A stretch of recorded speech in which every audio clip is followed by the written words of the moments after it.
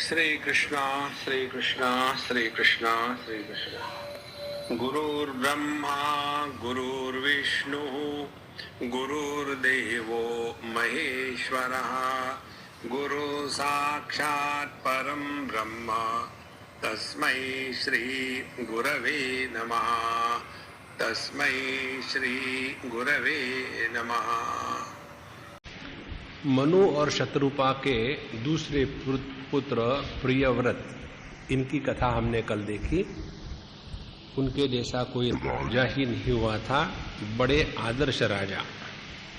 उनके पुत्र थे अग्निध्र और उन्होंने ब्रह्मा जी पास रहने वाली अप्सरा से शादी की। उसी में रहे काफी साल तक और उनके काफी संतान भी हुई और उन संतानों में एक हुए नाभि। और यह जो अग्निध्र थे, नाभि के पिताजी, ये उस अप्सरा में बहुत ही आसक्त होने के कारण देह का त्याग करने के बाद फिर अप्सरा लोग गए और वहां अनेक साल के रहने के बाद फिर उनका उद्धार हुआ। और यह जो नाभि थे, ये तो एकदम धर्म के अवतार थे। उनके जीवन में इतना भगवान के प्रति प्रेम था कि वो हमेशा धर्म में रहते थे और वेदोक्त रीति से यज्ञ का अनुष्ठान इत्यादि करते थे। और उनके यज्ञ को देख करके भगवान प्रसन्न हुए तो उन्होंने भगवान से यही वर मांगा कि कोई व्यक्ति गलती से भी कोई गिर जाता है, कहीं छींक देता है, कहीं मुहासा आ जाता है, उसी समय भी भगवान का नाम ले ले तो उसका भला हो जाए। जैसे हम लोग बाय डिफॉल्ट कहते हैं ना, छींक आ गई तो है छी एक्सक्यूज मी। तो जो एक्सक्यूज मी के स्थान पर यदि भगवान का नाम ले, यदि कोई आदमी गिर जाता है तो कहते हैं अरे बाप रे, तो इस बाप के स्थान पर भगवान का नाम ले तो भी हमारा उसके द्वारा परम कल्याण हो जाता है। इस प्रकार से जिन याज्ञिकों ने नाभि के यज्ञ की पूर्णता की, उन्होंने भगवान से प्रार्थना की कि भगवान, आपने इस यज्ञ में उपस्थित होकर के हमको बहुत अच्छा दर्शन दिया, तो हम चाहते हैं कि इस उपासना के बल पर, यज्ञ के सिद्धि के स्थान पर आपके जैसा पुत्र नाभीज महाराज को होवे। क्योंकि वो तो कुछ मांगेंगे नहीं, लेकिन हम उनके पुरोहित है तो हमारा कर्तव्य बनता है कि हमारे राजा को आपके जैसा अच्छा पुत्र प्राप्त होवे। तो भगवान ने कहा कि आपके जो विचार है, वचन है, वो तो पूर्ण करना मेरा धर्म है। तो आपका विचार जाप आज्ञा हम शिरोधार्य करते हैं, लेकिन मेरे जैसा तो दूसरा कोई है ही नहीं, क्योंकि मैं एकमेवा द्वितीय हूं। तो मैं ही उनके पुत्र के रूप में अवतरित हो जाऊंगा। इस प्रकार से भगवान मोक्ष स्वरूप ऋषभ देव के रूप में, नाभि के पुत्र के रूप में पैदा हुए। यह भगवान का जो ऋषभ देव नाम है, इसी को लेकर के फिर जैन धर्म की प्रारंभ हुई। तो यह जो ऋषभ देव थे, ऋषभ का तात्पर्य है ऋष माने ज्ञान, ऋषेण भाति इति ऋषभः, जो ज्ञान के द्वारा प्रकाशित होता है उसको कहते हैं ऋषभ देव। तो ऐसे ऋषभ देव का जन्म हुआ नाभि के यहाँ। और जब ये ऋषभ देव बालक थे तभी इंद्र ने इनके राज्य में एकदम पानी रोक लिया, देखने के लिए कि ये ऋषभ देव वास्तविक भगवान के अवतार है कि ऐसे ही है। तो ऋषभ देव ने उस बालक उम्र में भी अपने योग सिद्धि के द्वारा पूरी जगह वर्षा करवाई थी।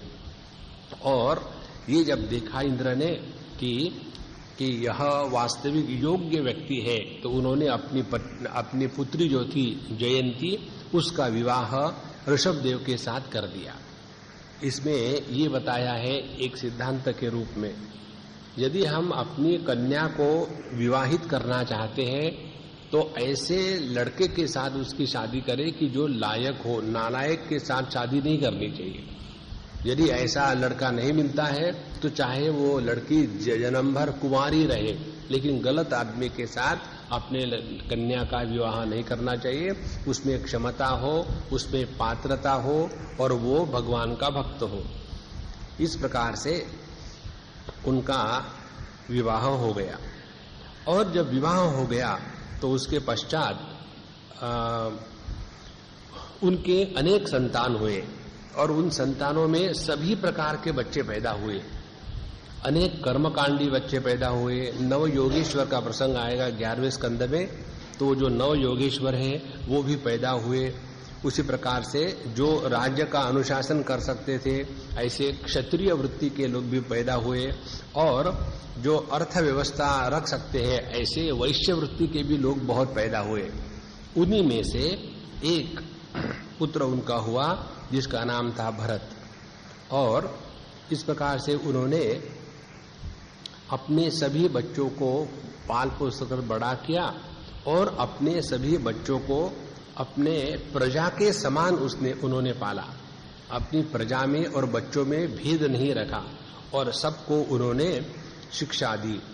ऋषभदेव जी महाराज ने विद्वानों से वेद शास्त्र के अनुसार सभी वेदों का अध्ययन किया था, तो सबको शिक्षा दी। और शिक्षा में उन्होंने यही मुख्य रूप से उपदेश किया है कि देखो, हम लोग इस भारतवर्ष में पैदा हुए हैं।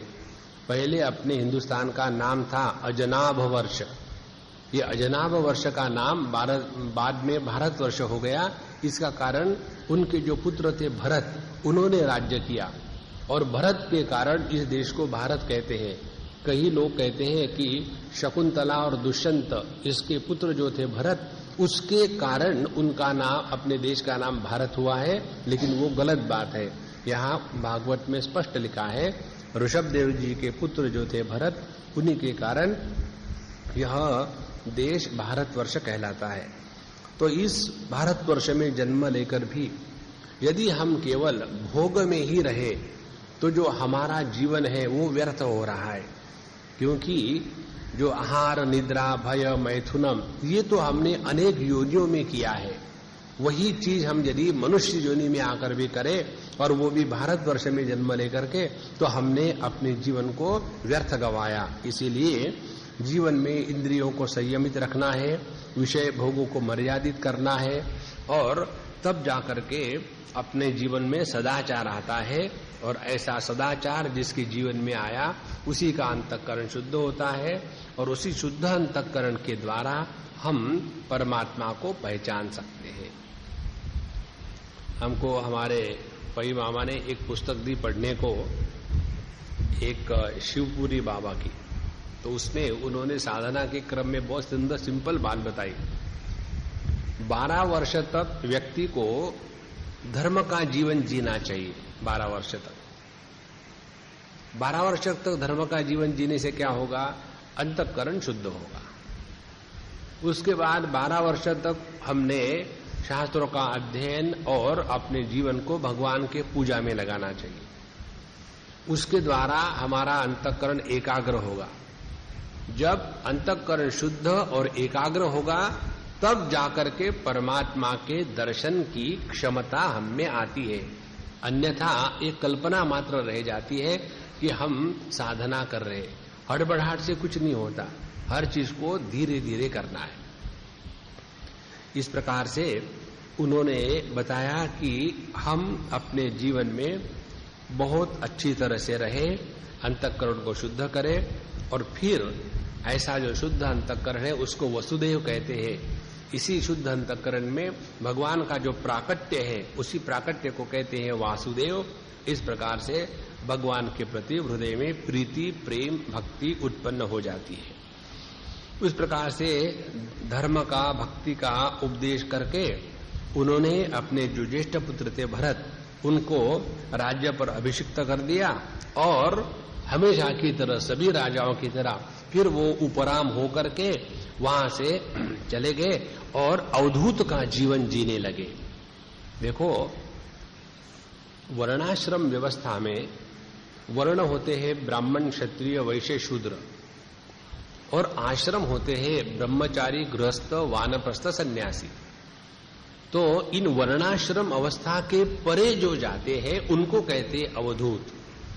उनके लिए यह शास्त्र के बंधन, समाज के बंधन, विधि निषेध इसका कोई मायना नहीं रखता। तो ऐसे अवधूत वृत्ति को उन्होंने स्वीकार किया और उसके बाद उन्होंने यह उदीर्ण महोदीर्ण विचारधारा का प्राकट्य किया। इसके बाद कहते हैं जब उन्होंने ऐसा जीवन जीना शुरू किया तो उनके जीवन में 8 सिद्धियां आ गई। 8 सिद्धियों में आती है लघिमा, गरिमा इत्यादि। जहां चाहे वो अपने आप को प्रकट कर सकते हैं, जो चाहे प्राप्त हो सकता है। फिर भी उन्होंने सभी की सभी सिद्धियों का त्याग किया, किसी भी सिद्धि के प्रति वो आसक्त नहीं हुए। तो सवाल ये आता है कि उनको इतनी सिद्धियां मिली तो उन्होंने उन सिद्धियों का तिरस्कार क्यों कर दिया? इस प्रकार से राजा परीक्षित ने सुखदेव महाराज से पूछा। तो इसके ऊपर सुखदेव महाराज ने जो उत्तर दिया है बहुत सुंदर है। वो कहते हैं न कुर्यात् कर्हिचित् सख्यम मनसि जनवस्थिते। हम कभी भी अपने मन पर विश्वास ना रखें, कभी मत रखना। जैसे चोर पर विश्वास नहीं किया जा सकता है, वैसे अपने मन पर विश्वास ना रखे।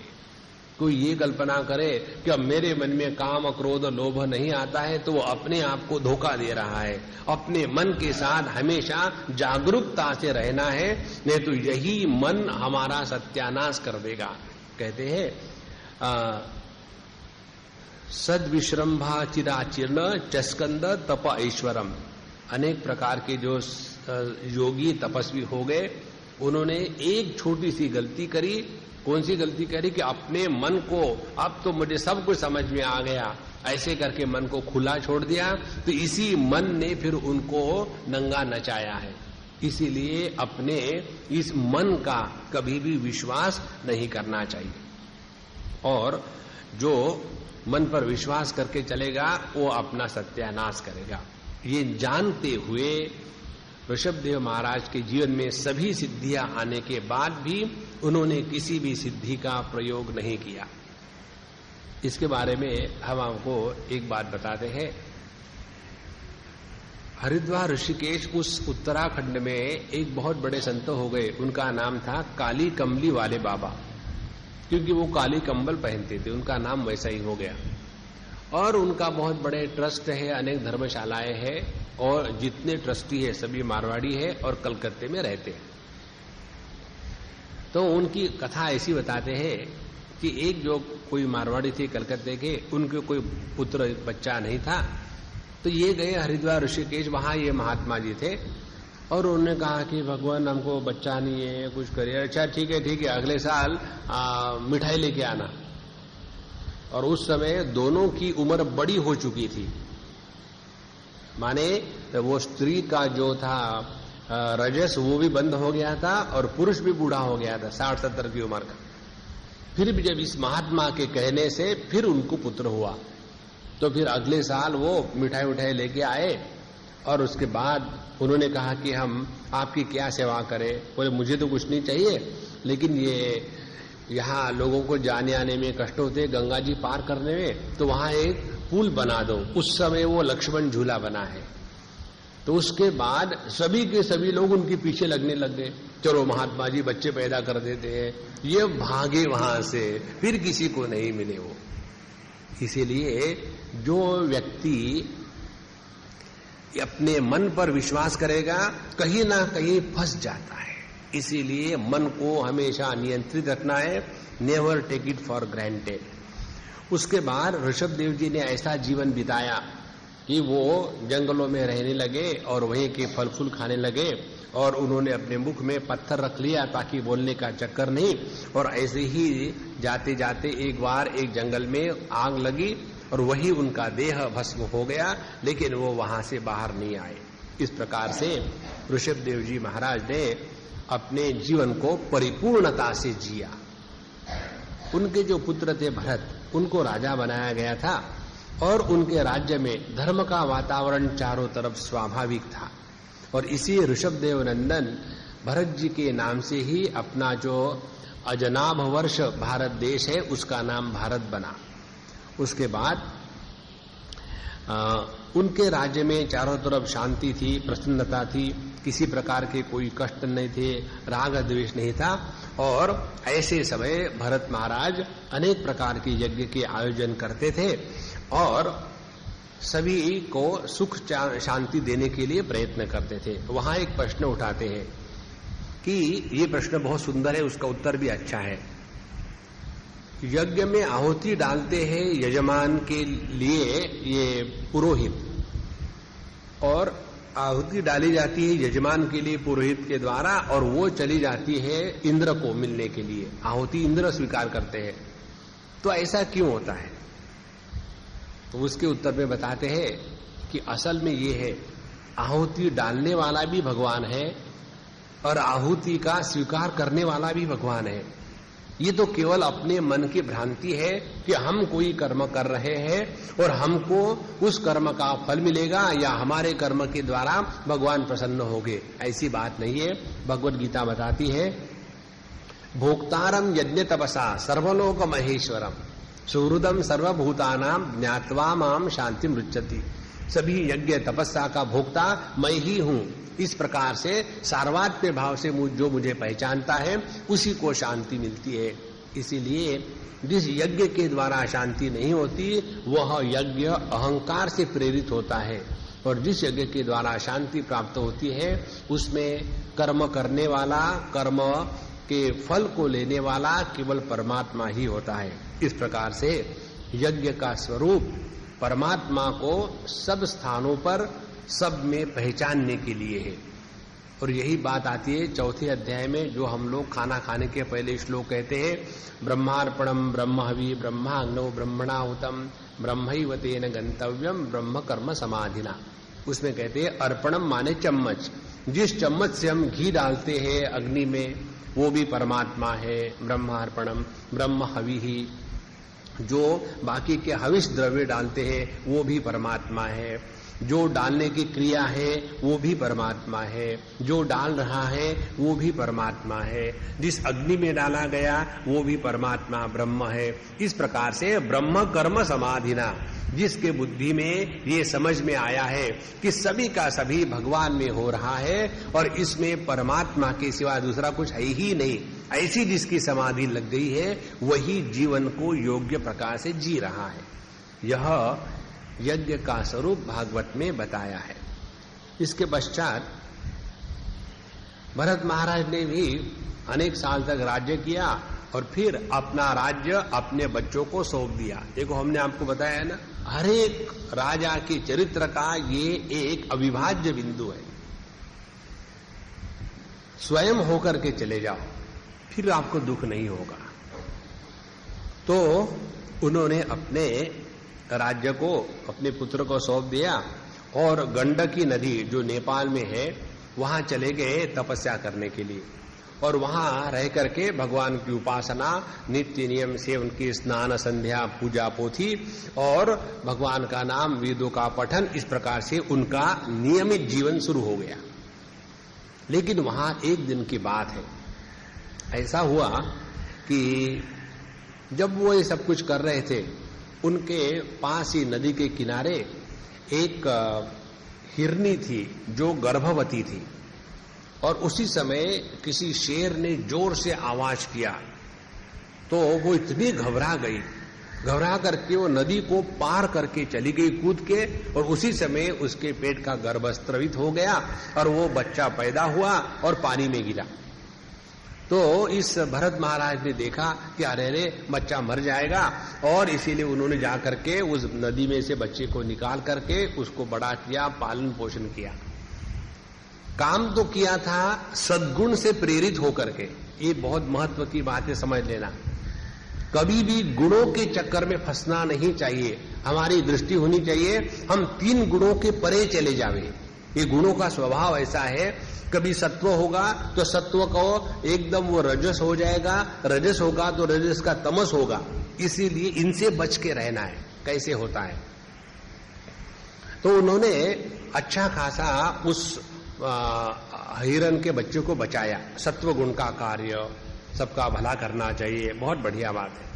उसके बाद अब उसको कौन देखेगा, कौन उसका पालन पोषण करेगा, इसीलिए उसके पीछे लगे रहे और उसके साथ आसक्ति हो गई। जहां आसक्ति हो गई वहां रजोगुण का कार्य प्रारंभ हो गया। देखो, मनुष्य अच्छे कर्म करता है सत्व गुण से प्रेरित होकर के, और फिर अपने ही अच्छे कर्मों का व्यक्ति को अभिमान होने लगता है। हम तो ये करते हैं, हम फ्री में नहीं खाते, हम तो समाज की सेवा कर रहे हैं। जब तक कि समाज की सेवा नहीं करेंगे हम एक चावल का दाना भी नहीं खाएंगे। तो अपने अच्छाई का जब अभिमान हो जाता है तो वही तो रजोगुण का लक्षण है। और इस प्रकार से फिर यदि कोई व्यक्ति शांत बैठा है, कुछ नहीं कर रहा है, और जो कुछ कर रहे हैं उनको लगता है कि ये सब निकम्मे हैं, असली देश की सेवा करने वाले कौन है, तो हम ही है। इस प्रकार से सत्व गुण का परिणाम रजोगुण में हो जाता है और उसमें आदमी फंस जाता है। और जब रजोगुण में ज्यादा रहो तो रजोगुण दुख कारक है, तो आदमी थक करके फिर सोने लग जाता है, वहां आ गया तमोगुण। इस प्रकार से ये सत्व गुण के साथ भी हमको अपने आप को बचा के रखना है, पता नहीं ये कब हमारा सत्यानाश करेगा। तो उन्होंने इस हरिण के शावक को पाला पोसा बड़ा किया, और जब इस प्रकार से हो रहा था तो हिरण का बच्चा है, प्रकृति का कार्य है, जैसा जैसा समय गया वैसे वैसे वो हिरण का बच्चा बड़ा होने लगा। मूल ग्रंथ में काफी विस्तार से इसका वर्णन है। जब वो अपने पूजा पोथी करते थे तो वहां दुर्वांकुर जो गणेश जी को अर्पण करते हैं वो रहेंगे, उतने में वो हिरण का बच्चा आएगा, मुंह लगा करके खा लेगा। तो बोले ठीक है, कोई बात नहीं तो कितना नियम से हम चलते हैं। लेकिन एक बार आसक्ति होगी, आप लोगों के घर में ऐसा ही होता है ना, पूजा के लिए बैठो तो बच्चा आकर के घंटी खेलने लग जाता है। हम कहते हैं देखो कृष्ण की जैसा मेरा बेटा आया और घंटी उठा के ले गया। वहां भगवान के प्रति प्रेम थोड़ी है, कृष्ण के प्रति, बच्चे के प्रति आसक्ति है। वैसा ही उनके साथ होने लग गया। उसको खाना खिलाना, उसको दूध पिलाना, उसके साथ खेलना, और उसी के लिए भगवान हो गए सेकेंडरी, पूजा पोथी हो गई अनावश्यक गौण, और उस बच्चे को ही बड़ा करना, उसने में उनका मन इतना लग गया। और फिर बच्चा जब बड़ा हो गया तो वो तो अपने जात वालों में जाएगा ना, आदमी के साथ थोड़ी कोई जानवर रह सकता है हमेशा के लिए। और जब वो बड़ा हो गया उसको कोई हिरनी मिल गई, हिरनी के साथ दोनों की आंख मिल गई और वो जंगल में हिरनी के साथ चला गया।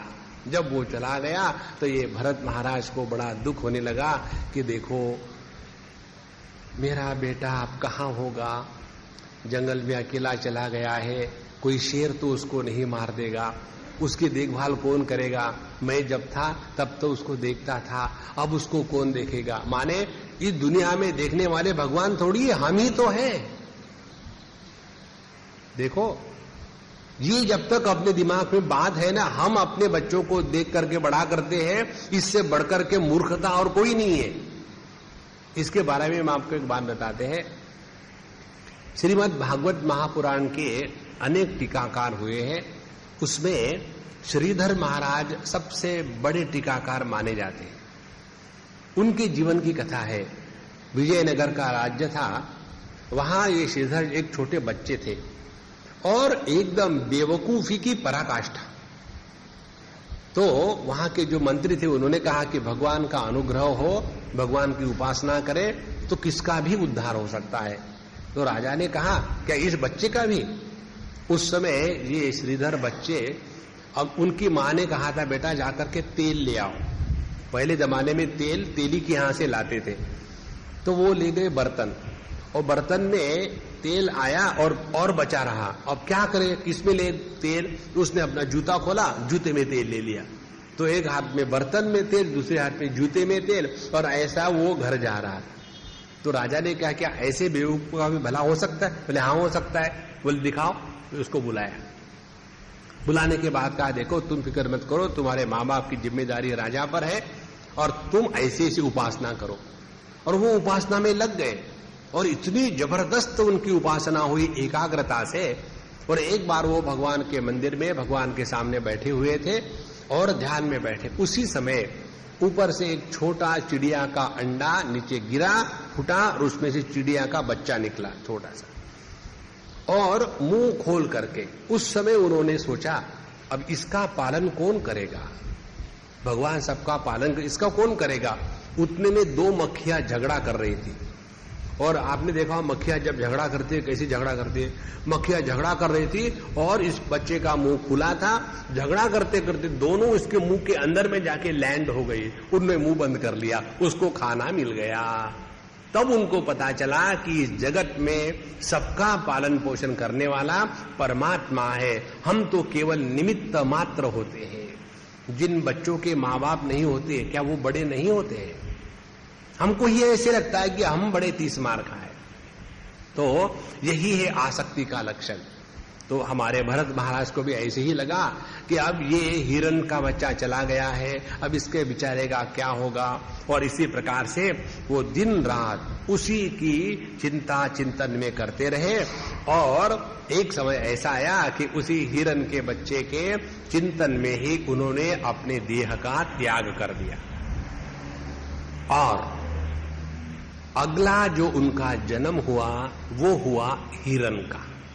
आप ध्यान से सुनना, भगवद गीता बताती है जो हमारे मन का आखिरी संकल्प होता है उसी संकल्प के अनुसार हमारे अंतःकरण का आकार बन जाता है, और आकार बनने के बाद फिर हम इस देह का त्याग करते हैं, और फिर उस आकार को लेकर के वो आकार जिस आकार में फिट हो जाएगा उसमें हम प्रवेश करके वहां से हमारा अगला जीवन शुरू होता है। तो जैसे भरत महाराज ने मरते समय उस हिरण के बच्चे का स्मरण किया तो अगले जन्म में हिरण हो गए। अब आप लोग सोचो, जो लोग 24 घंटे my doggy my sweet doggy, हमने देखा है लोग कुत्तों के साथ सोते हैं, राम राम, मनुष्य के साथ नहीं सोएंगे, कुत्ते के साथ सोएंगे, क्योंकि बड़ा प्रेम है कुत्ते से, वही आकर के चाट चोट करेगा, उनको बड़ा अच्छा लगता है। तो हमेशा उसी कुत्ते के साथ रहते रहते जब वो मरते समय कुत्ते का स्मरण करेंगे तो क्या होगा, अगले जन्म में वाह वाह वाह उनका भी वही हाल होगा और कुछ नहीं होगा। इसीलिए मरने के पहले अपने मन का आकार परमात्मा स्वरूप होना चाहिए, और वो प्रयत्न साध्य नहीं है, वो केवल अभ्यास साध्य है। इसीलिए पूरे जिंदगी भर जब नित्य निरंतर भगवान के नाम रूप का स्मरण चिंतन करते रहेंगे तब जाकर के मरते समय भगवान का स्मरण बिना प्रयत्न के होगा, क्योंकि मरते समय प्रयत्न काम नहीं करते। इस प्रकार से उनका हिरण के रूप में अगले इसमें जन्म हुआ। तो उसके पश्चात उनको उस हिरण के जन्म में भी भगवान की भक्ति इत्यादि सब बनी रही, और जैसा उनको जितने समय तक रहना था उन्होंने उस हिरण के देह में रहे, उसका भी त्याग कर दिया। और फिर उनका तीसरा जन्म हुआ एक ब्राह्मण के घर में, और उनका नाम रखा गया जड़ भरत। अब ये जो हिरण की जन्म की कहानी बीच में आती, उससे हमको क्या सीखना है? देखो, यदि हम कुछ सीखेंगे जीवन में तो जीवन में हम उतारेंगे। यदि सुनकर के भूल गए, एंटरटेनमेंट के लिए भागवत अच्छा है, तो हमको उसके द्वारा कोई लाभ नहीं होगा।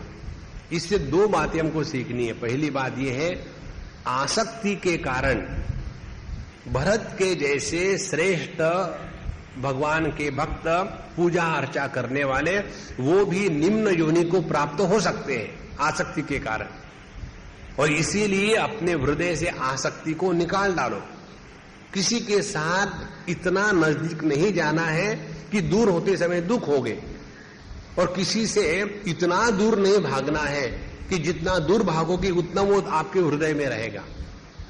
इसीलिए सबके साथ ऐसे हल्के फुल्के रहो, ना कोई अपना ना कोई पराया, और जगत में सबके साथ समानता का व्यवहार रखें, और आप धीरे धीरे वो टेक्निक प्राप्त करेंगे जिसके द्वारा आप सब कुछ भूल जाएंगे। जो टेक्निक हमको प्राप्त हुआ है, हम किसी का नाम याद ही नहीं रख सकते, और भूलने का आनंद आपको बताए, किसी से पैसे ले लो और भूल जाओ, कितना आनंद है उसमें। उससे बढ़कर के जीवन में कोई आनंद नहीं है। सब कुछ धीरे धीरे, दुनिया की एक भी वस्तु व्यक्ति ऐसी नहीं है कि जिसको याद करके दिमाग का कचरा बढ़ावे, कोई जरूरत नहीं। ऐसा करेंगे तो धीरे धीरे परमात्मा का स्मरण बना रहेगा। तो आसक्ति का त्याग करना चाहिए, ये इस एक प्रसंग से मिलती है बात।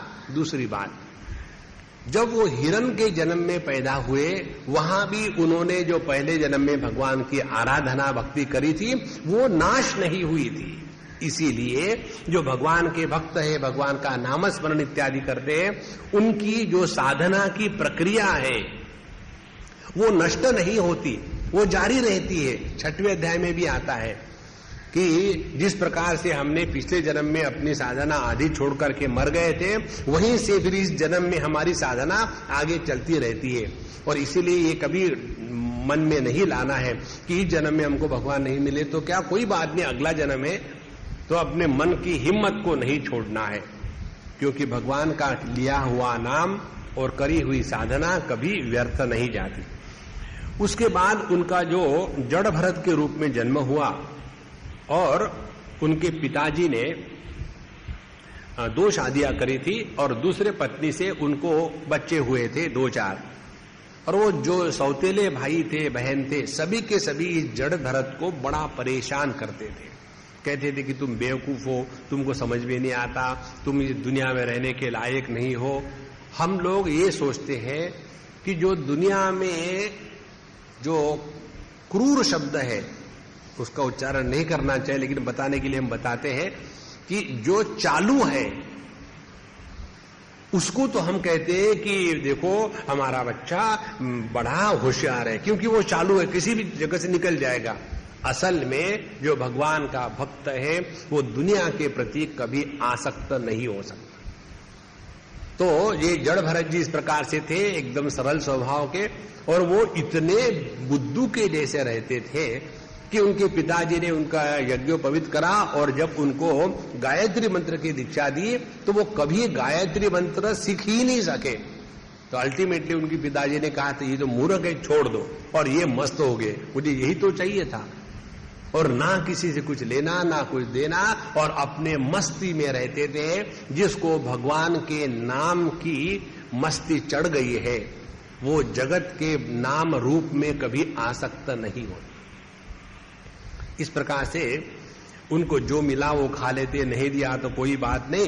और इसमें उनके पिताजी का भी स्वर्गवास हो गया और उनके जो बाकी भाई लोग थे उनको बहुत परेशान करते थे।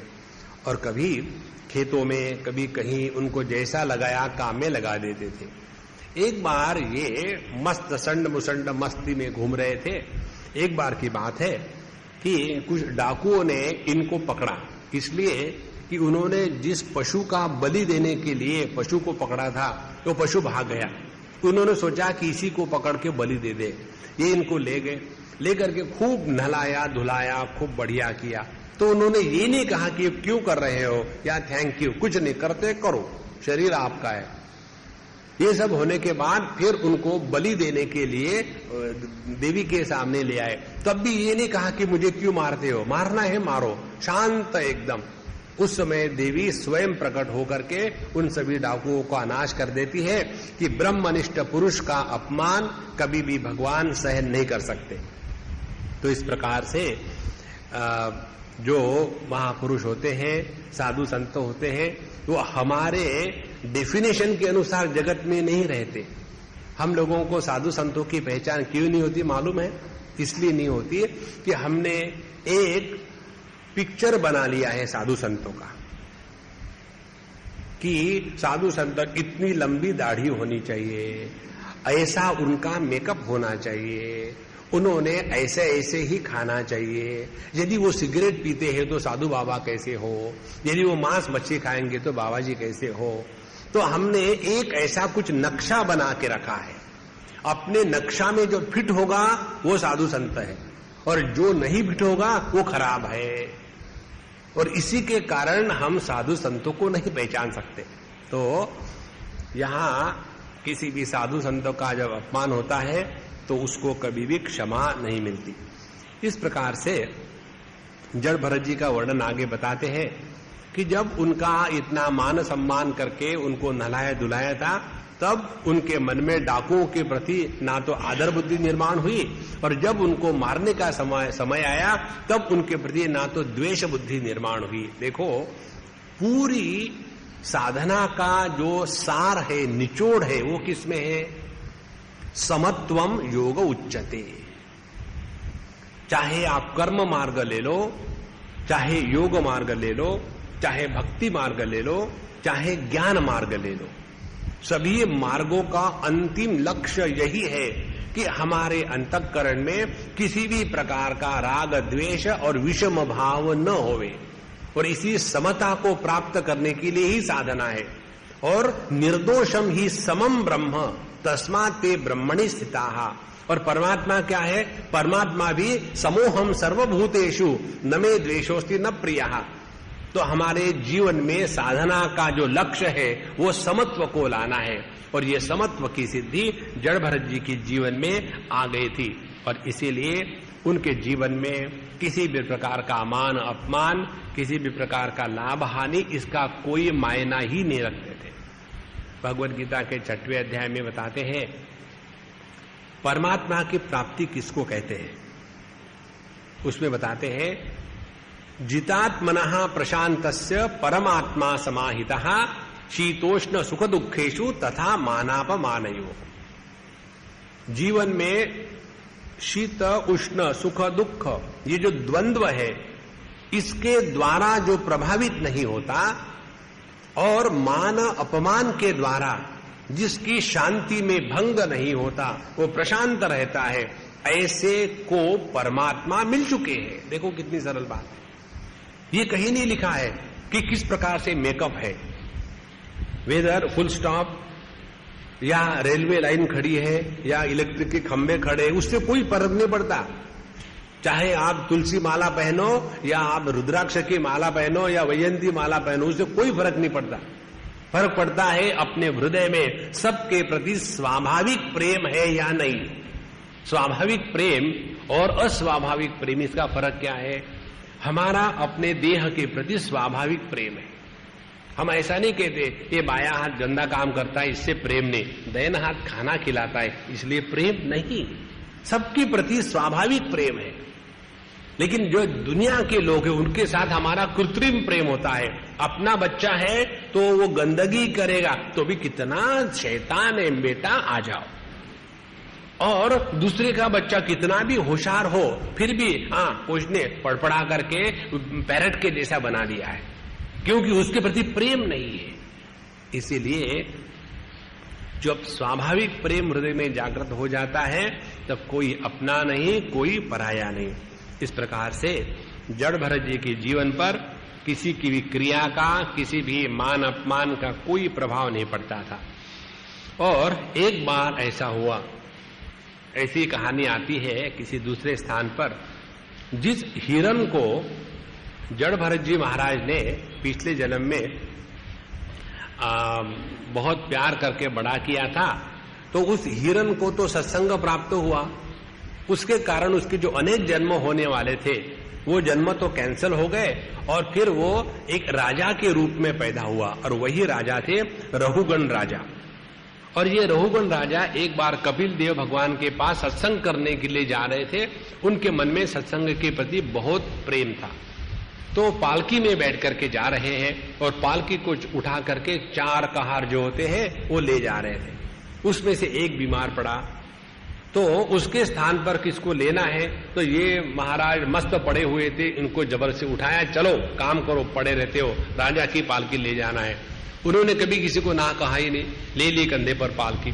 अब वो भी चलने का एक स्टाइल होता है, ऐसे थोड़ी है कि कैसे भी चले, उसका भी ट्रेनिंग होता है। सबका बायां पैर साथ पड़े, दाहिना पैर साथ पड़े, तब जाकर के वो ठीक से चलती है। इन्होंने कभी ये धंधा किया ही था नहीं, इसीलिए इनका बायां पैर दाहिने कहीं ज्यादा कभी गड्ढे में जाए और पालकी ऊपर नीचे होए, और राजा परेशान। उसने बाहर झांक के देखा और कहा ये क्या बदतमीजी लगाई है। तो उन्होंने बताया देखो ये नया आदमी जो लगाया है इसने ऐसा किया है।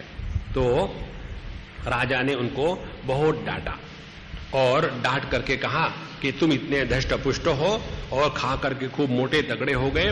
फिर से ऐसी गलती क्यों कर रहे हो, ठीक से चलो, देखता नहीं मुझे कितने कष्ट हो रहे। ये जब सुना जड़ भरत जी महाराज ने तो बड़े जोर से ठाट मार के हंसने लग गए। अरे बोले देखो राजा महाराज,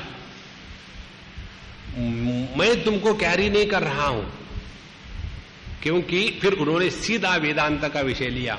मिट्टी का बना देह और इसी के ऊपर तुम्हारा देह दूसरे मिट्टी का बना है, तो एक मिट्टी पर दूसरे मिट्टी को रखो तो क्या फर्क पड़ता है, मुझ पर कोई फर्क नहीं है। मैं तुमको नहीं ले जा रहा हूं, क्योंकि मैं तो ये देह से अलग हूं। तुमको वाहन करने वाला एक मिट्टी का डला है जिसको मेरा देह कहते हैं, और तुम जो अपने आप को राजा समझते हो वो भी मिट्टी का ही डला है। मिट्टी पर मिट्टी जा रही, बीच में तुम और मैं क्यों आ रहे हैं। ऐसी जब बात करी तब राजा एकदम नीचे उतर गए, और उतरने के बाद उनके चरण छुए, बोले आप तो एक बहुत बड़े संत दिखते हैं, क्योंकि आपने सभी सर्वशास्त्र सम्मत बातें करी है, तो बताइए आप कौन है, क्या है इत्यादि। और फिर कहते हैं कि मुझे जगत में किसी का भी डर नहीं लगता, रहुगण राजा कहते हैं, लेकिन मुझे महात्माओं का तिरस्कार यदि मेरे द्वारा होगा तो ये सबसे बुरी बात है, इसी से मैं डरता हूं। तो मेरे द्वारा आपका जो तिरस्कार हो गया है मैं पहले क्षमा मांगता हूं, ताकि मेरे द्वारा और महापाप न होवे। और उसके बाद रहुगण ने, इसलिए देखो 2-3 बातें हमको हृदय में लानी है। यदि हम साधु संतों में भगवान का दर्शन करने का प्रयत्न नहीं करेंगे तो सभी प्राणी मात्र में भगवान का दर्शन कैसे हो सकेगा। और हम साधु संतों में भी जाकर के भी उनके ऊपर टीका टिप्पणी शुरू कर दे, ये हमारा धर्म नहीं है, ये हमारा अधिकार का क्षेत्र नहीं है। हमने ये बात एक गृहस्थ से सीखी, एक मारवाड़ी अम्मा से।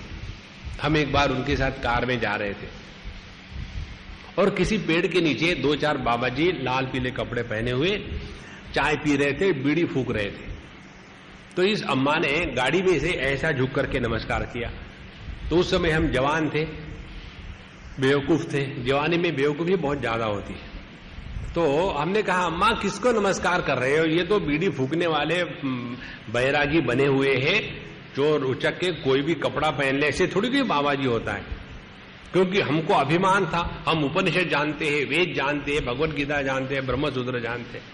तो उस अम्मा ने कहा कि स्वामी जी हमको तो वो पता नहीं, लेकिन उनके ये गेरुए कपड़े देखने के बाद एक बार हमको झुकने का मौका तो मिल गया, और हम तो अपनी साधना कर रहे हैं।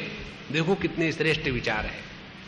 हमको किसी भी साधु संत के प्रति अपशब्द उच्चारण करने का, बुरी भावना रखने का कोई अधिकार नहीं है।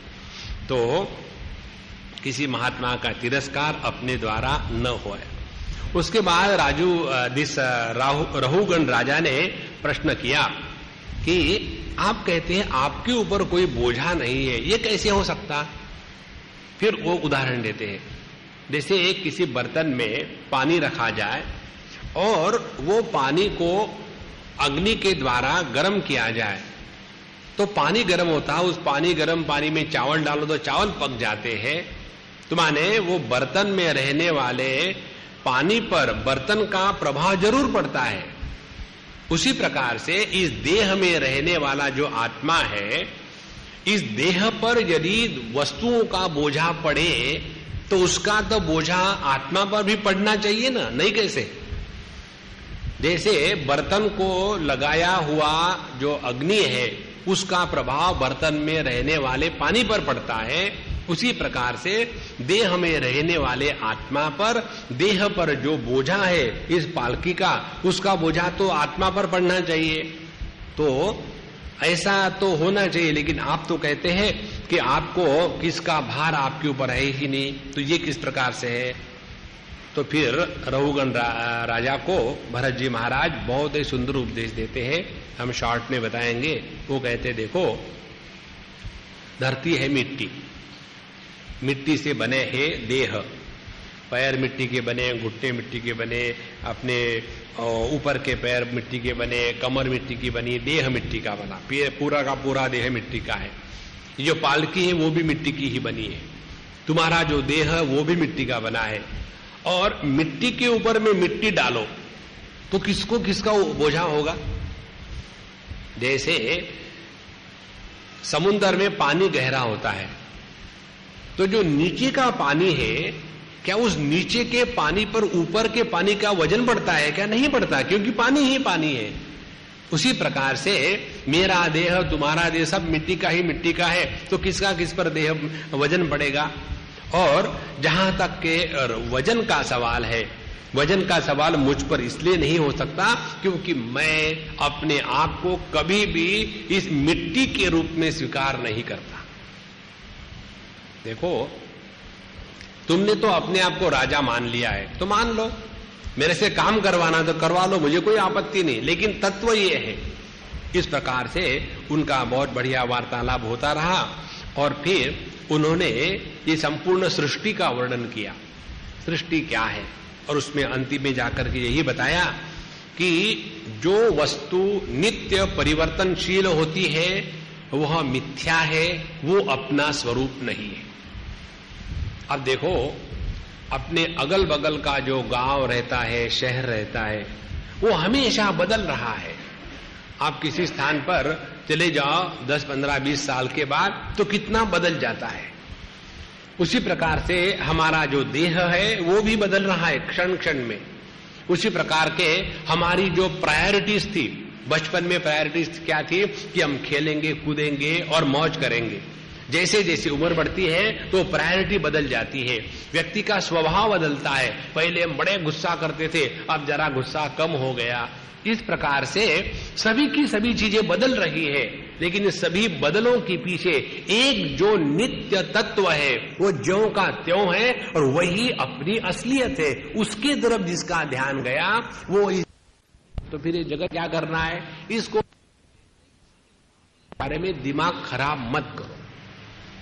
मिथ्या कहने का तात्पर्य ये है कि जो वस्तु बदलने वाली है उसको नहीं बदले ऐसा दुराग्रह ना करे। जो बदलने वाली है वो बदलेगी ही, उसको कोई नहीं रोक सकता। इस प्रकार से इस जगत को मिथ्या कह दो कि यह जगत ना तो अपने रूप में टिका हुआ है, ना तो इसका नाम टिका हुआ है, और ये हमेशा ऐसा ही बदलता रहेगा। और इस बदलते हुए जगत को प्रकाशित करने वाला जो साक्षी चैतन्य है वो ज्यों का त्यों। तो अपना ध्यान अपने इस साक्षी स्वरूप में रहे, तो जितना हमारा ध्यान इसकी तरफ रहेगा जगत के सुख दुख हमको स्पर्श नहीं करते। और देखो भैया, ये हम सबका अनुभव है, हम आपको कोई नई बात नहीं बता रहे कि जो आपने अनुभूत नहीं की हो।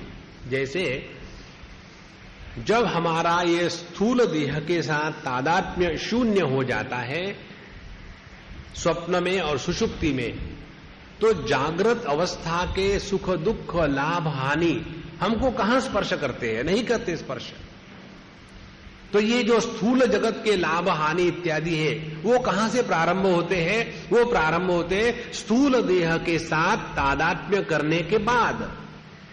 जब हम गहरी नींद में होते हैं तो ना तो हम मां होते हैं, ना पिताजी होते हैं, ना पति होते हैं, ना पत्नी होते हैं, ना अमीर ना गरीब, ना हेल्दी ना अनहेल्दी।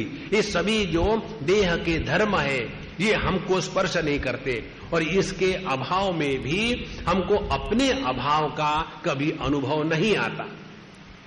इसीलिए अपने सुषुप्ति अवस्था का चिंतन करने से भी हमारी जगत के प्रति आसक्ति समाप्त हो जाती है। तो आप लोग सुबह जब उठते हो नींद से, उस समय इसको प्रारंभ करो कि जैसे नींद खुल गई तो हड़बड़ाहट की उठना मत, पड़े रहना और उसमें देखना अब नींद खुल गई माने क्या हुआ। तो आप देखेंगे पहले अहम भाव जागृत हो जाता है, मैं हूं। इस मैं हूं के बाद इस मैं का तादात्म्य फिर काल के साथ होता है, कितने बजे लेट हो गए। उसके बाद मैं कहां हूं, देश के साथ तादात्म्य। हम तो रोज नए नए घरों में सोते हैं ना, तो पता ही नहीं लगता बाथरूम कहां है। इसीलिए मैं हमेशा लाइट ऑन करके सोता हूं ताकि पता तो चले, नहीं तो कहीं गलत जगह पहुंच जाए। तो पहले देश का भान हुआ, फिर काल का, फिर देश का, और फिर अपने देह के साथ तादात्म्य होता है। और जहां तादात्म्य देह के साथ हो गया, उसके बाद फिर मैं स्त्री में, पुरुष में, पढ़ा लिखा, मैं अनपढ़, मैं इम्पोर्टेंट, अनइम्पोर्टेंट, पूरा का पूरा संसार उसके बाद प्रारंभ हो जाता है। इसीलिए अपने आप को 1000 बार समझावे, एक बार नहीं, एक क्षण में 1000 बार। ये कभी भी ये देह मैं नहीं था, ना मैं ये देह हूं। इसका ना तो हमने निर्माण किया है, मां बाप के कारण देह पैदा होता है, हमने निर्माण नहीं किया देह। और इस देह को हम कुछ भी नहीं कर सकते, जब चाहे कि बढ़ो मत तो बढ़ता है। कई लोग ऐसे हैं कि वो केवल घी का चित्र देखेंगे तो फैट हो जाते हैं, और कोई ऐसे है कि हाथी को खा जाए तो भी हड्डी हड्डी वैसी रहेंगे। अपने देह पर कोई अपना नियंत्रण नहीं है, और फिर भी उसी को मैं मान करके बैठे हैं। इस प्रकार से रहुगण ने बड़ा सुंदर उनको उपदेश दिया। इसलिए जो साक्षी है, प्रकाशक है, वो प्रभावित नहीं होता। जो प्रभावित नहीं होता वही साक्षी है, और उसी अद्वितीय तत्व को पहचानना यही अपने जीवन का अंतिम लक्ष्य है। इसलिए ये जो स्थिति है, 5वां स्कंद जो स्थिति का स्कंद है, इसमें यह स्थिति कैसी बनती है? एक तो होती है भगवान की कृपा से, दूसरी होती है सद्गुरु की कृपा से, तीसरी होती है हम अपने जीवन में सत्कर्म करें तो सत्कर्म के द्वारा अंतःकरण शुद्ध होगा और स्थिति के लिए हम लायक हो जाएंगे। और एक प्रकार से होती है भगवान की उपासना करें। भगवान की उपासना करने से 2 बातें होती है, अपने अंतःकरण में जो जन्म जन्म के संस्कार है वो दुर्बल हो जाते हैं, और भगवान के भक्ति के संस्कार प्रबल हो जाते हैं। और अपने इन संस्कारों को बदलने की प्रक्रिया उपासना के माध्यम से होती है, और इसीलिए उपासना करनी बड़ी आवश्यक है। उसके पश्चात यह स्थिति ज्ञान से भी हो जाती है, जब हम, जैसा अभी हम लोगों ने विचार किया कि अपने आप को स्थूल देह से अलग करके रहना शुरू कर दे, तो बहुत बड़ी छलांग हमने अपनी साधना में लगाई। एक ही चीज को पकड़ के चलो कि भैया किसी को बताना मत, ये अपने अंतःकरण की बात है। नहीं तो लोगों को बताओ, मालूम है मैं देह नहीं हूं, एक चाटा मारेगा, क्यों मारे, तुम तो देह नहीं हो, ऐसे चक्कर में मत पड़ना। ये प्रसंग आता है योग वशिष्ठ में। वहां भगवान वशिष्ठ जी ने राम जी को बताया था कि सब कुछ मिथ्या है, और राम जी गुस्सा करके ये क्या मिथ्या मिथ्या मिथ्या लगा दिया। तो उन्होंने वशिष्ठ जी पीछे एक हाथी छोड़ दिया, और हाथी उनके पीछे लगा, ये दौड़ रहे अपने आप को बचा लिया। और फिर राम जी कहते कि गुरु महाराज आप तो कह रहे थे सब मिथ्या है ना, तो हाथी तो मिथ्या ही था, तो आप क्यों दौड़ रहे थे? तो गुरु है। बोले मैं कहां दौड़ रहा था, वो दौड़ना भी मिथ्या था, मैं तो ज्यों के त्यों हूं। इसीलिए ये बातें कहने की, बोलने की नहीं, जीवन में उतारने की है। इस प्रकार से इस 5वें स्कंध में हमारे परीक्षित महाराज ने और आगे पूछा कि यह जो देश की स्थिति, भूगोल, खगोल, भूगोल माने यह संपूर्ण पृथ्वी जहां सब लोग रहते हैं, खगोल माने आकाश में रहने वाले जितने तारे इत्यादि नक्षत्र हैं, इनके बारे में बताइए। तो उस प्रसंग को बहुत विस्तार से बताया है। हम लोग केवल इतना ही समझ लें कि यह जो पृथ्वी है जिसको हम देखते हैं, ये तो केवल इतना सा एक कचरा मात्र है इस संपूर्ण विश्व में। अपने परमात्मा स्वरूप को पहचान करके जीव भाव को तुच्छ समझने के लिए ये प्रक्रिया बताई गई है। जैसे कल्पना करो, कल्पना नहीं वास्तविकता है, समझो, कल्पना नहीं करनी। सूर्य के आकार से पृथ्वी कितनी छोटी है, और इस पृथ्वी पर अपना एशिया कितना छोटा है, और उस एशिया में अपना भारतवर्ष कितना छोटा है, और उस भारतवर्ष में अपना केरला एक मिर्ची के जैसा है, और उस केरला में अपनी मटांचरी पता ही नहीं कहां है, और उस मटांचरी में अपना इतना सा ये स्थान जहां हम लोग कथा कर रहे हैं, और इसमें जहां हम एक कोने में बैठे हुए हैं, तो इस संपूर्ण विश्व में हमारे अस्तित्व का कोई नामो निशान नहीं है। लेकिन आदमी को लगता है कि कोन्योस्ति सदृशो मया। अब देखो, ये तो हो गया अपने रूप की स्थिति, अपने नाम की स्थिति देखो। हम अपने माँ बाप को जानते हैं, कोई है वो अपने दादा दादी नाना नैने को जानते हैं, कोई ऐसे है कि जो अपने परदादा इत्यादि को जानते हैं, एक हाथ ऐसा होगा कि जो सुपर परदादा को जानता होगा। उसके बाद 3-4 पीढ़ियों के पहले चले जाओ तो अपने माँ बाप के कोई पुरुष थे, इसके बारे में मन में कभी शंका भी नहीं आती, विचार भी नहीं आता, और कभी उनको याद करने की आवश्यकता भी नहीं पड़ती। और हमको लगता है हम कितने इंपॉर्टेंट हैं। कोई इंपॉर्टेंट नहीं जगत में। और 3 पीढ़ियां हो जाने दो, आपको कोई पूछेगा नहीं कि आप थे भी दुनिया में। लेकिन हमको ऐसे लगता है कि हम बड़े 30 मार खाए। इसीलिए इस संपूर्ण विश्व का चिंतन करने से अपनी तुच्छता का भान हो जाता है, और उसके बाद हम इसका तिरस्कार करके अपने स्वरूप में माने भगवान के प्रति समर्पित हो सकते हैं। देखो, भगवान के प्रति समर्पण माने क्या? भगवान के प्रति समर्पण माने अपने तुच्छता का भान होना। अभी हमको तो ऐसे लगता है कि हम क्या करने से, हम सब कुछ करते हैं। जो माँ बाप है उनको हमेशा हमने बच्चों को बढ़ा दिया। क्या बढ़ा दिया बच्चों को? क्या सुबह उठ करके हवा भर के उनको बढ़ा दिया? वो अपने आप बड़ा हो रहे हैं। जिनके माँ बाप नहीं होते, क्या बच्चे बड़े होते हैं, छोटे रहते? क्या हो गया, माँ बाप चले गए, मैं छोटा ही रहा? नहीं, सभी बड़े होते हैं, किसी को किसी की आवश्यकता नहीं है। और हमको ऐसी कल्पना मात्र हो जाती है कि हम बड़े 30 मार खाए। इसीलिए अपने इस महान भयानक पॉइजनस अहम का भगवान के सामने समर्पण करना, इसीलिए इस विश्व का, जगत के भूगोल खगोल का वर्णन यहां आया है। तो समर्पण करना माने अपने आप को प्रभु के प्रति समर्पित कर देना, और ऐसा समर्पित कर देना कि जगत में यदि सत्य कोई है तो वो भगवान ही है, और बाकी सब चीज ठीक ही है। इस प्रकार से भगवान को ही सब स्थानों में, सब देश में, सब काल में देखना, इसके द्वारा अपने अंतःकरण के राग द्वेष की निवृत्ति हो जाती है। जब हम सोनार के दृष्टि से आभूषणों को देखते हैं तो सोनार के दृष्टि से किसी भी आभूषणों के प्रति राग द्वेष नहीं होता, क्योंकि उनके मन में सुवर्ण का भान है। और जब हम अपने आभूषणों को लेते हैं तो कितना राग द्वेष, ये मेरी सास ने दी हुई अंगूठी है, ये मेरी पड़सास ने दिया हुआ हार है, और उसी को लेकर के बैठे हैं। इसीलिए महाराज तत्व के दृष्टि से देखे तब जाकर के राग द्वेष की निवृत्ति होती है, नहीं तो हम छोटे दायरे में फंसे रहते हैं। सबसे बड़ा पाप क्या है, हमारे वाल्मीकि रामायण में बताते हैं, अन्यथा संतमात्मानम अन्यथा प्रतिपद्यते किम तेन न कृतम पापम चोरेण आत्मा अपाहना।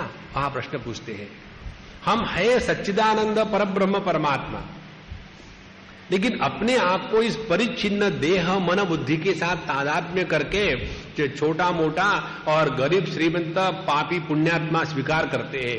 इससे बढ़कर के और कौन सा पाप हो सकता है कि जो हमने अपने स्वरूप का विस्मरण किया है और दूसरे के साथ दोस्ती करी है। इसीलिए जितना चिंतन करके हम अपने आप को इस चक्कर से हटावे उतना हमारा भला होगा। और उसमें यह जो भूगोल खगोल का वर्णन है, इसके द्वारा हम अपने इस परिच्छिन्नता की तुच्छता स्वीकार करेंगे और परिपूर्ण तत्व को जानेंगे। इसके बाद यह जगत में छोटा सा छोटा कचरा लेकर के प्रकृति तक, छोटे से छोटे जीव को लेकर के ब्रह्मा जी तक, सभी के सभी उसी परमात्मा के ही अंश है, उसी परमात्मा का विलास है।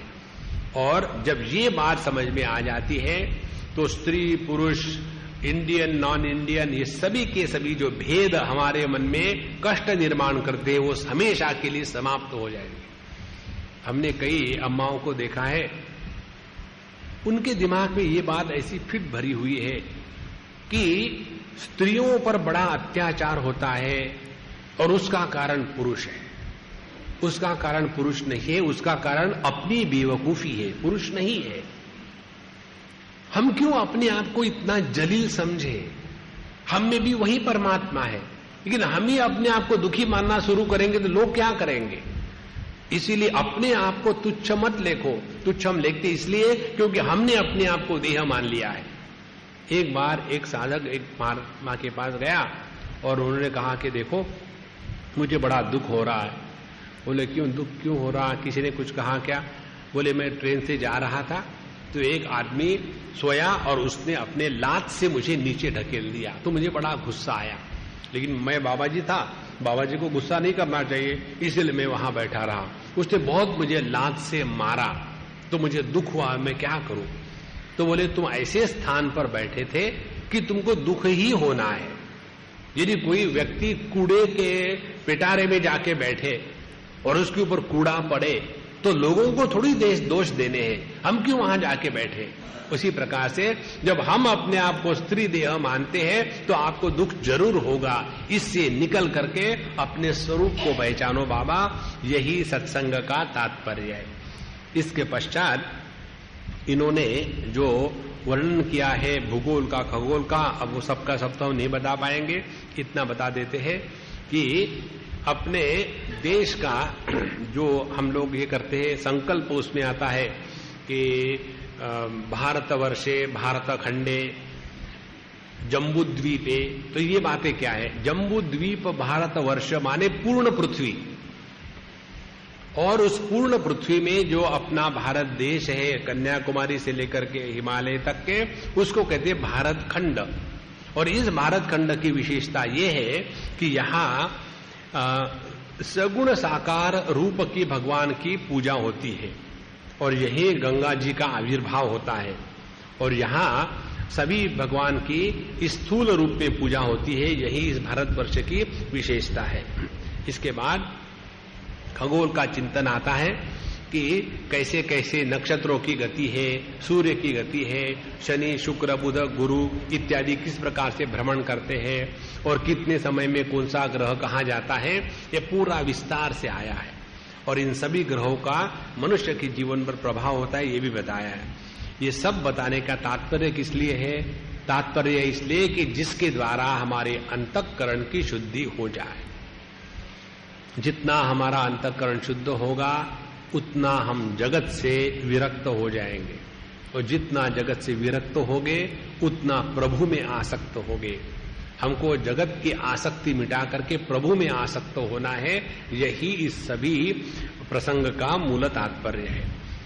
ये सब होने के बाद वर्णन आता है अनेक प्रकार के नरकों का, और उसमें नरक कितने प्रकार के हैं बताते हैं। उसमें 28 प्रकार के नरक बताए। जिनको विशेष जानकारी चाहिए वो इस ग्रंथ के मूल में पढ़ ले, ताकि आपको चॉइस मिलेगा कितने प्रकार के नरक है। कौन बनेगा करोड़पति है ना, वैसे कौन बनेगा नरकपति? बताओ कितने प्रकार के नरक है। कुंभीपाक नरक, रौरव नरक, तो अनेक प्रकार के नरकों का वर्णन आता है। और इस नरकों के वर्णन को बताने के बाद इसका कारण बता दे क्यों ये नरक है। इसलिए है कि जो हम पाप कर्म करते हैं उसका फल होगा नरक, और पुण्य कर्म करते हैं उसका फल होगा स्वर्ग। और ये जो हम नरक में जाते हैं अपने पाप कर्म के फल भुगतने के लिए, तो उसका तात्पर्य ये नहीं है कि हमको कष्ट देने के लिए भगवान ने नरक बनाए हैं। तात्पर्य ये है कि हमको शुद्ध करने के लिए, क्योंकि भगवान की तो एक ही इच्छा है कि प्रत्येक जीव शुद्ध होकर के मेरे पास चला आवे, और इसीलिए अनेक प्रकार के नरकों का वर्णन है। और इससे दूसरी भी बात सिद्ध होती है, और ये बहुत महत्व की बात है। यदि हम अपने जीवन में पाप का फल दुख और पुण्य का फल सुख, पुण्य के द्वारा स्वर्ग में जाएंगे और पाप के द्वारा नरक में जाएंगे, इसको स्वीकार नहीं करेंगे, तो व्यक्ति अपने जीवन को नियंत्रित नहीं रख सकता। वो क्या कहेगा, जो कुछ होना है यही होना है, एक बार देह नष्ट हो गया सब सिनेमा खत्म, इसीलिए ऋणम कृत्वा घृतम पिबेत। ये चारवाक की जो फिलॉसफी है कि लोगों से पैसा इकट्ठा करो, कैचू करो, अपने की मौज करनी है, दुनिया का जो चाहे हो जाए, मरने के बाद क्या पीछे आता है, कुछ नहीं आता, तो ये गलत फिलॉसफी है। इसीलिए हमारे शिरडी के साईं बाबा की पोथी में वो बताते हैं, मनुष्य 3 चीजों के लिए दूसरा जन्म लेता है। बाबा के शब्द है, एक तो किसी के प्रति वैर हो तो वैर के लिए जन्म लेता है, दूसरा हमने किसी की हिंसा करी हो तो हिंसा के लिए जन्म लेता है, और तीसरा हमने किसी का ऋण डुबाया हो तो उसके लिए जन्म लेता है।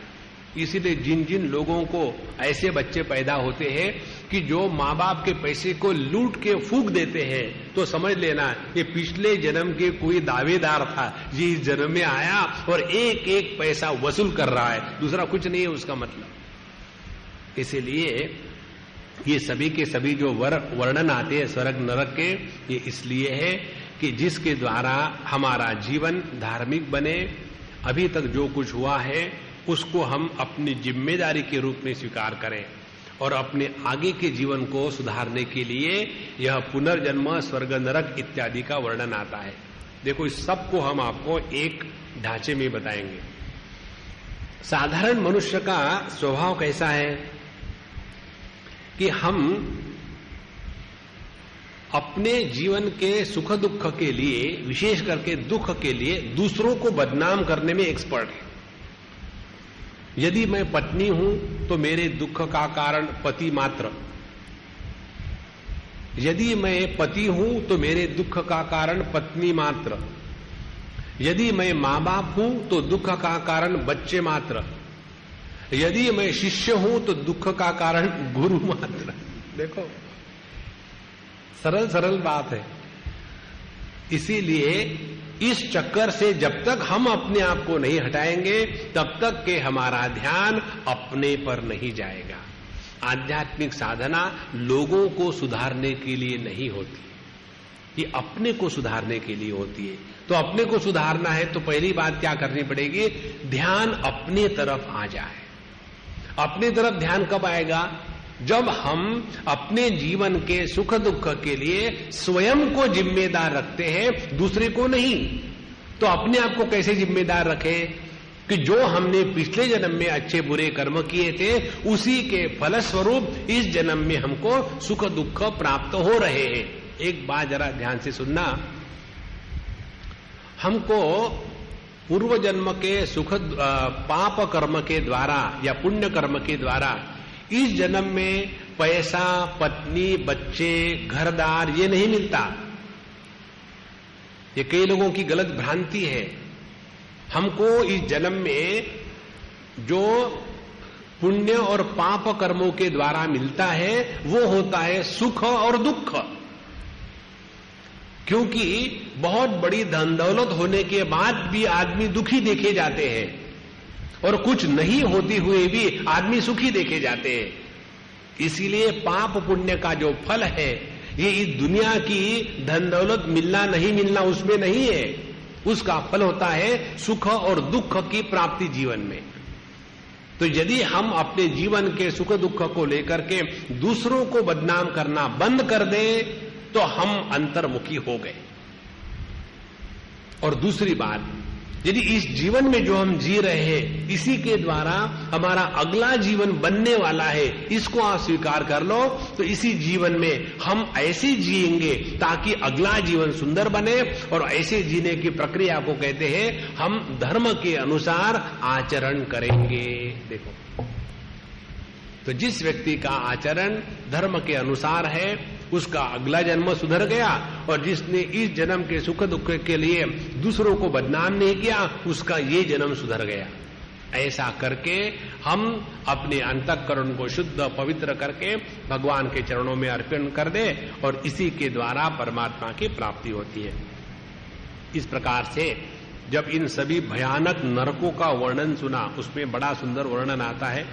एक दो आपको सैंपल के तौर पर बता देता हूं ताकि आपको रुचि हो जाए। जैसे दिखाते हैं ना ट्रेलर, कि सिनेमा का ट्रेलर दिखाते हैं, कोई डिशिंग डिशिंग डिशिंग, हाँ बड़ा अच्छा लगता है, और फिर हम पूरा पिक्चर देखेंगे। इसी प्रकार से नरकों का सैंपल बता देता हूं, पूरे नरक पढ़ लेना क्या है। एक नरक ऐसा होता है कि जिसमें आपको पूरा का पूरा उठा करके कढ़ाई में डाल देते जहां तेल उबल रहा हो, और फिर आपका एक बहुत बड़ा मेगा साइज महापकोड़ा बनता है। जैसे महाकोला होता है, महापकोड़ा। लेकिन वो यातना देह जो होता है, यातना देह नष्ट नहीं होता।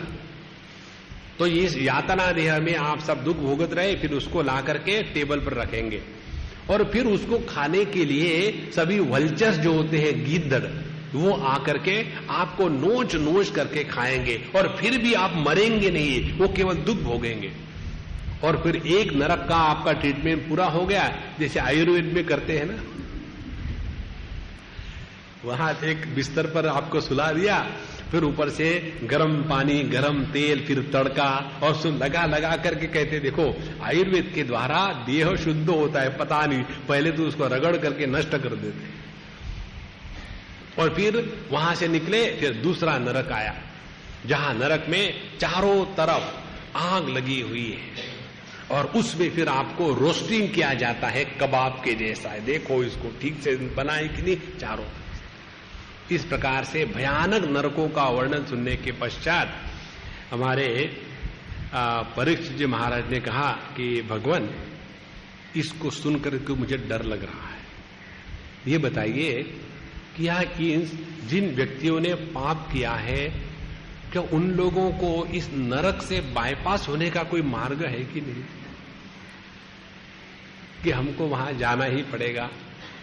और इसी प्रश्न का उत्तर देने के लिए अब 6वां स्कंद प्रारंभ हो जाता है। यहां 5 स्कंद श्रीमद् भागवत महापुराण के पूरे हो गए, और 6वां स्कंद जो है उसको कहते पुष्टि स्कंद। इस स्कंद में पहले 3 अध्याय में, इसमें कुल मिलाकर के 19 अध्याय है। पहले 3 अध्याय में भगवान के नाम की महिमा का वर्णन आया है। उसके बाद अगले 14 अध्याय जो है उसमें भगवान के रूप की उपासना का वर्णन आया है, और आखिरी जो 2 अध्याय है उसमें भगवान की पूजा का वर्णन आया है। तो पहले हम भगवान के नाम का वर्णन जो है उसको आराम से पढ़ेंगे, और इसके द्वारा हम अपने जीवन को पुष्ट बना सकते हैं। कितने भी पापी हो, हम अपना उद्धार कर सकते हैं, नरक में जाने से अपने आप को बचा सकते हैं। और यह पुष्टि स्कंध में भगवान को हम किस प्रकार से प्राप्त करें और नरक में जाने से बचाए, अपने आप को बचाए, ये बताने के लिए ये प्रसंग प्रारंभ होता है। जैसे कोई पेड़ सूख रहा हो तो उसको माली जाकर के पानी देता है, उसी प्रकार से पाप के कारण जिसका जीवन सूख गया हो उसको भगवान स्वयं देख करके उसके जीवन में भगवान अवतरित होते हैं। भगवान का हमारे जीवन में अवतार कैसा होता है? जब हमारा मन जगत से विरक्त होकर के भगवान के मार्ग पर चल पड़ता है तो समझ लेना भगवान की बहुत बड़ी अनुग्रह कृपा हमारे जीवन में हो गई है। हमारे जीवन के प्रत्येक दुख का कारण यही है कि हम ये न के न प्रकारेण भगवान के मार्ग पर अपने आप को मोड़े। यदि हमने अपने आप को भगवान के मार्ग पर नहीं मोड़ा तो भगवान हमको बहुत कष्ट देंगे। हमारे स्वामी जी कहते थे भगवान का जो रूप है ना, शंख चक्र गदा पद्म, उसमें जो शंख है वो सेल्यूलर है, सेलफोन, उसमें बुलाते हैं बेटा इस मार्ग पर आओ, तुम गलत मार्ग से जा रहे हो। लेकिन हमारा फोन एंगेज, हमेशा एंगेज, कहां है? संसार में फंसा हुआ है। फिर उनको तो बुलाना है ना, उनको जल्दी उनको है, हमको कहां जल्दी है? देखो 11वें अध्याय में भगवत गीता के अर्जुन ने जब कहा कि भगवान आपके विश्व रूप को दर्शन कराओ, तो भगवान को इतनी जल्दी हो गई थी, दिखाना शुरू कर दिया। और अर्जुन मुंह फाड़ करके आंखें खोल के खोला है, उसको कुछ दिख ही नहीं रहा। फिर भगवान को अपनी गलती याद आई, अरे आई एम सॉरी, तुमको ये चमड़ी की आंखों से नहीं दिखेगा, ददामी दिव्य दृष्टि, मैं तुमको दिव्य दृष्टि दूंगा, तब तुमको मेरा ये विश्व रूप दर्शन दिखने को होगा। तो भगवान को ही जल्दी पड़ी है हमको अपने पास बुलाने की, हम लोग तो मस्त है यहां। इसीलिए फिर जब हमारा फोन बिजी रहता है तो भगवान के पास दूसरा है, वो है हाथ में गदा। भगवान थैंक गॉड नॉर्थ इंडियन है। यदि भगवान साउथ इंडियन होते, देखो भगवान नारायण वहां रहते हैं ना बद्रीनाथ में, साउथ इंडियन होते तो उनके हाथ में गदा नहीं होती, गधा होता। कि साउथ इंडियन लोग द को ध कहते हैं, त को थ कहते हैं, जैसे गीता, संगीता, कविता, अभी नहीं है, कभी था। तो दूसरा जो भगवान के हाथ में है वो है गदा। तो उस गदा को लेकर के वो एक सर के ऊपर बहुत जोर से प्रहार करेंगे, फिर हमको याद आएगा, अरे राम कहां गलती हो गई। तो अपने जीवन का जो प्रत्येक दुख है यह भगवान का बुलावा है कि अभी भी अपने आप को प्रभु के तरफ मोड़ो, दुनिया के तरफ बहुत देख लिया है अब। और ये भी हम यदि ना माने तो, जैसे कई बार बच्चे इतने निडर हो जाते हैं कि उनको मारो तो कुछ फर्क नहीं पड़ता, तो मम्मी को कहते हैं मम्मी तुम्हारा हाथ दुख रहा होगा, जरा डंडा ले लेना, मार लेना। तो ऐसी मम्मी क्या करेगी? तो ऐसे जो लोग हैं उनके लिए फिर भगवान के पास टेक्निक है, उनके पास आ जाता है काल चक्र, और ये काल चक्र में फिर वो पुनरपि जननम पुनरपि मरणम चलते हैं। और जो भगवान का पहला ही कॉल रिसीव कर ले उनके लिए एकदम हाथ में कमल दे देते हैं ताकि जीवन में शांति आ गई। इसलिए भगवान को जल्दी पड़ी है हम लोगों को उनके पास बुलाने के लिए। तो जो हम अपने जीवन में जो अनेक प्रकार के अच्छे बुरे कर्म किए, एक बात स्पष्ट समझ लो, जगत में कोई भी ऐसा व्यक्ति नहीं है कि जिसके द्वारा कोई गलत कार्य कभी नहीं हुआ हो। यदि कोई कहता है तो सारा सार झूठ है, वो अपने आप को धोखा दे रहा है। जब तक कि हमसे गलती नहीं होती तब तक कि हमको ये स्थूल देह की प्राप्ति नहीं होती है। प्रत्येक के जीवन में कभी ना कभी कहीं ना कहीं गलती हो ही जाती है। अब इससे निकलने के लिए हमको प्रयत्न करना है, उसको लेकर के उस ग्लानि का बोझा सर पर ना रखे। ठीक है हो गया, अब इससे निकलो, नहीं तो वहीं पड़े रहेंगे। जैसे जब बच्चा चलने लग जाता है तो गिरेगा ही, स्वाभाविक है, लेकिन वो गिरा ही रहा तो फिर उसने अपने आप को बर्बाद किया। गिरने के बाद फिर उठो और फिर चलना शुरू करो। 25 बार गिरेंगे कोई बात नहीं, 26वें बार तो चलना शुरू करेंगे। इसीलिए भगवान कहते हैं चरय वेती, हमको रुकना नहीं है। तो अपने जीवन के जितने भी पाप है उसका प्रायश्चित हम यदि करने की सोचेंगे कि हमने ये पाप किया है, ये प्रायश्चित करेंगे, हम चावल नहीं खाएंगे, हम दाल नहीं खाएंगे, ये नहीं करेंगे, उससे कुछ नहीं होता। होता है चावल दाल बच जाता है, नहीं, लेकिन असल में हमको ये समझना है प्रायश्चित होता है अपने जिसके द्वारा अंतःकरण की शुद्धि होगी। अंतःकरण की शुद्धि होती है केवल भगवान के नाम और रूप से। कर्म के द्वारा अंतःकरण की शुद्धि एक हद तक होती है, पूर्ण नहीं होती। और इसीलिए किसी भी प्रकार के अंतःकरण की जो पाप इत्यादि है उसको निकालने के लिए भगवान की उपासना बहुत जरूर है। और हमारे अंतःकरण में जो बाहर के जगत को लेकर के काम क्रोध लोभ इकट्ठे हो गए, वो बाहर की वस्तुओं से नहीं हटेंगे। उसको हटाने के लिए अपने हृदय में निवास करने वाले भगवान को ही हमको याद करना है, तब जाकर के हमारा हृदय पवित्र होगा। और वही सबसे बड़ा प्रायश्चित है। इससे बढ़कर के बड़ा प्रायश्चित तो कोई नहीं। अपने आप को कष्ट दे करके कभी कोई साधना मत करना। कई लोगों का ये होता है कि हम ये नहीं खाएंगे, वो नहीं खाएंगे, हफ्ते में 7 दिन उपवास, और उपवास करके करके फिर चिड़चिड़े हो जाते हैं, भूख लगती है, गुस्सा आता है। किसने कहा है ये सब तमाशा करने के लिए? सबका तात्पर्य है अपने मन में प्रभु को बसाओ, इसी से सब कुछ साधना आ गई। और ये बताने के लिए ये अजामिल का चरित्र प्रारंभ करते हैं कि कितने प्रकार के पाप करने के बाद भी यदि हम भगवान का नाम ले ले तो हमारा जीवन कैसे सुधर जाता है। इस अजामिल के चरित्र में भगवान के नाम की महिमा है और यह चरित्र हमको ये आधार देता है कि हमारा जीवन अजामिल के जीवन के जैसा गया बीता नहीं है। हमको अपने उद्धार करने की संभावना 100% है। अजामिल के जीवन में आता है, पहले तो वो अच्छा ब्राह्मण था, अच्छे घरों में पैदा हुआ और बचपन से उसके अच्छे संस्कार सब कुछ ठीक हो रहा था। पूजा पोथी, स्नान, संध्या, ब्राह्मण के जो कर्म है सब कुछ कर रहा था।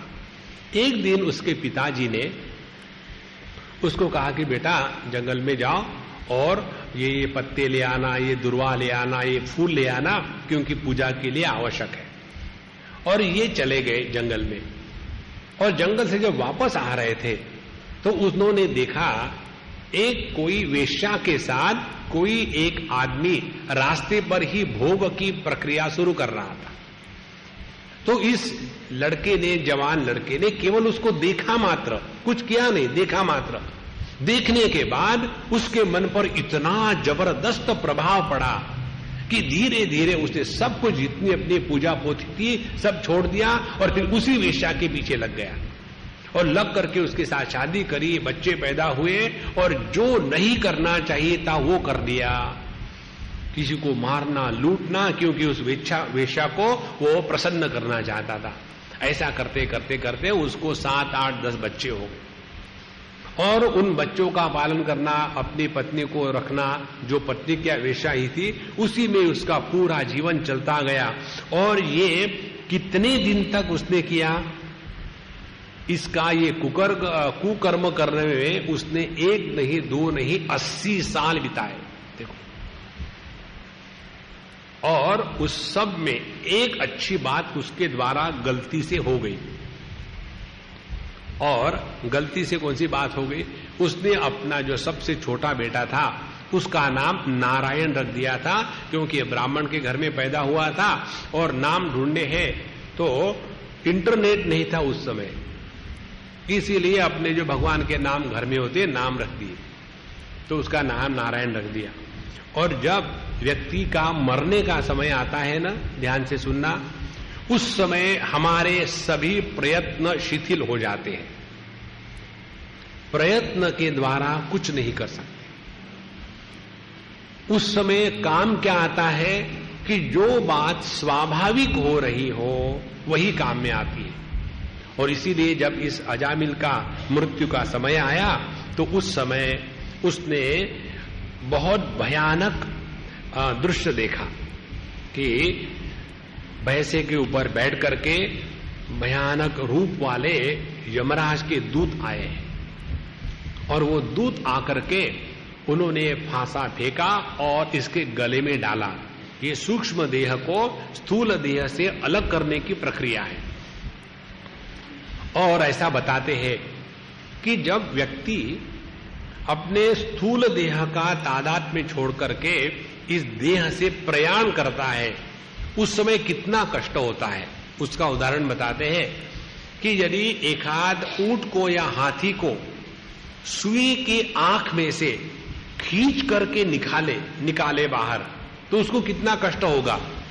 उससे भी ज्यादा कष्ट मनुष्य को होता है जब देह के साथ तादाद में छोड़ करके इस देह से बाहर निकलते समय बहुत कष्ट होते हैं। तो उनके गले में ये फंदा डाला गया यमदूतों के द्वारा और उनको खींचने ही वाले थे। उसी समय उन्होंने अपने अजामिल ने अपने पुत्र को बुलाया, अरे नारायण नारायण जरा आजा, ये देखो मुझे लोग कहां ले जा रहे।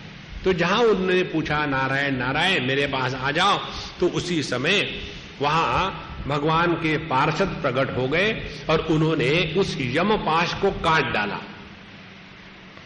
तो ये अजामिल ने सब कुछ देख रहा है, यमदूत आए हैं उसको भी देखा, और जो भगवान के पार्षद है, भगवान के जैसे नील वर्ण के पीतांबरधारी, चार भुजा वाले, शंख चक्र गदा पद्म और बड़े सुंदर रूप वाले, उनको देखा। और जब देखा तो यमदूत ने पूछा उनसे कि तुम कौन हो, यहां कहां से आए हो और इतना सुंदर बन करके आए हो, किसके हो, कोई देवता तो नहीं हो? तो वो कहते हैं तुमको मालूम नहीं है कि जो भगवान का नाम लेता है उनको पकड़ने का तुमको अधिकार नहीं है? तो यमदूत बात करते हैं, नहीं हमको नहीं मालूम, क्योंकि हमको एक ही मालूम है, जो व्यक्ति मरता है उसको उठा करके हम धर्मराज के पास ले जाएंगे और फिर धर्मराज निर्णय करते हैं कि इसको स्वर्ग में भेजना है या नरक में, उसको उनके कर्मों के अनुसार गति होती है। इस प्रकार से उनका संवाद चल रहा है। और फिर उसके बाद बहुत महत्व का प्रसंग है, वो हम कल शाम को देखेंगे। उसमें बताते हैं कि ये जो धर्म का निर्णय है और भागवत धर्म का निर्णय है, इसका मूल फर्क है जो इसमें बताएंगे, उसको हम कल देखेंगे। अभी यहां विराम करते हैं। श्री कृष्णा नारायणा गोविंदा वासुदेवा।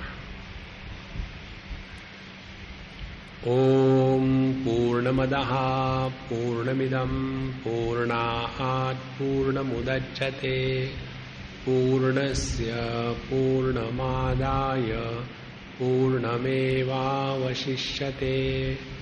ओम शांति शांति शांतिः। हरि ओम। श्री गुरुभ्यो नमः। हरि ओम।